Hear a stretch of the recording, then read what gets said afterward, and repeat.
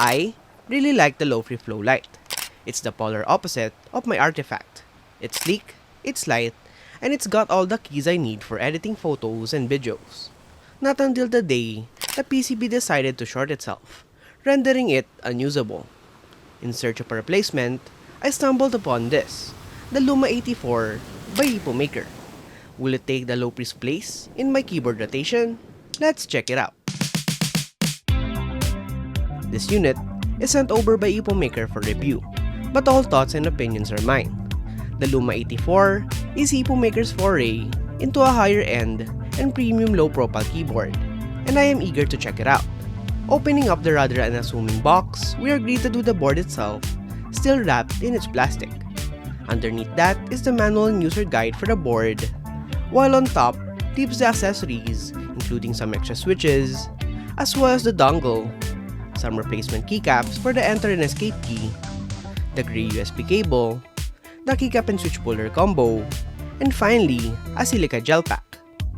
Going back to the board itself, I've got mine in the white-purple variant, and first impressions is that it's quite light even for a metal encased board. To rattle off the specs away, the Luma84 is a premium low-profile board made by the folks at Epomaker to rival against the new PR75 as well as the Lofree Flow series. Thus, it resembles them quite well.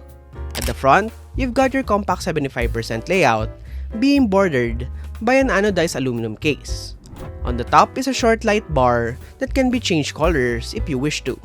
And to the sides, we see a slim wedge profile. Here it is compared to a staple in the studio, the Roxinag 98, a normal height mechanical keyboard. Moving on to the rear, we see the Type-C port as well as the switch for the wired and wireless modes. To the back, you've got your rubber feet and the Epomaker print on the middle. Weighing around 609 grams, it's a fairly light board, and I'm so tempted to use this as a replacement for my new PR60 for travels. I didn't observe any blemishes on the anodization, nor have I seen any scratches out of the box, and due to its aluminum construction, it didn't exhibit any flexing. If I were to rank this, it's in the middle of the Lofree Flow Lite and the NOS75. Moving on over, the PCB is feature-packed. It's hot swap with pipe-in low-profile switches, a spool and perky RGB, has the aforementioned bar on the top, is wireless with the 2.4 GHz and Bluetooth module inside, and it's all being powered by the 3000 mAh battery. During my testing, I've had no problems with its wireless performance for both 2.4 GHz and Bluetooth, and the QMK/BIA implementation is a nice touch for easier key mapping. If I were to add something, it's probably the volume knob I've had on the Lofree Flow Lite. I've grown accustomed to it from the day I started using that board, but I guess the function key control on this will suffice. Moving on over, the polycarbonate plate on the board lends it to have a slightly deeper sound. It's also a gasket mount, but don't expect much of a bounce or flex on this, just a shift in sound isolation. Otherwise, feel and typing experience is quite easy to get a hold on. It's also foamed up with multiple foams surfacing the insides of the case and between the plate. Going over the keycaps are crisp, the printing is great, and the contrast on the black and white are spot on. It's PVC double shot, and from my years of testing pre-builds, this is one of the best keycaps I've seen bundled. It has sub-legends for connection modes, and the overall quality is great. Thick walls even for low profiles, and unlike my Lofree, this would not suffer from any ABS shine or prolonged use. The switches are Gateron low profile brown switches, and it's basically the MX version of the Gateron brown but for low profile, meaning it's a low profile light tactile switch with not much ductility. Sound is quite okay, but I do hear some scratching.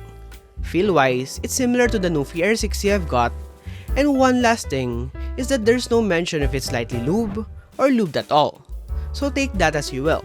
The stabs on the other hand have a tiny dab of what I presume is dielectric grease. Finally, the sound test.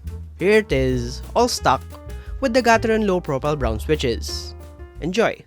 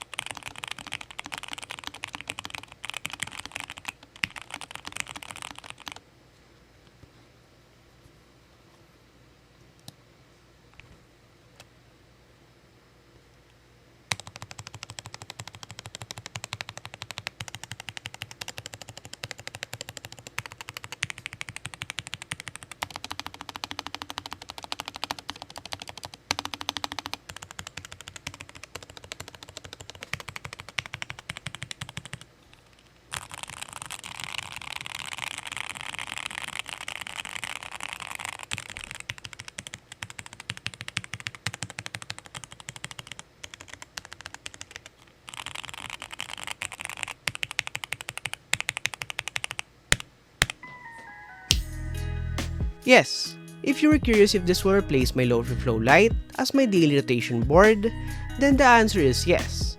I'll miss the knob on the top right of the Lofree, but in every other way, this Epomaker Luma84 is a step above that. From the PCB features to the better build quality, this nails everything, even at an affordable price. For $100 I wholeheartedly recommend this for anyone looking for a great low-profile board in the 75% form factor. It also looks great with Mac setups, and has the function keys to back it up. This joins my low-profile collection alongside the NO75 and the Air 60. If they made a 60% version of this, I'd instantly review it. But for now, this is one great keyboard. How about you? What do you think of the Luma84? Let me know in the comment section below. I'm John J. Bimava, and I'll see you in the next video.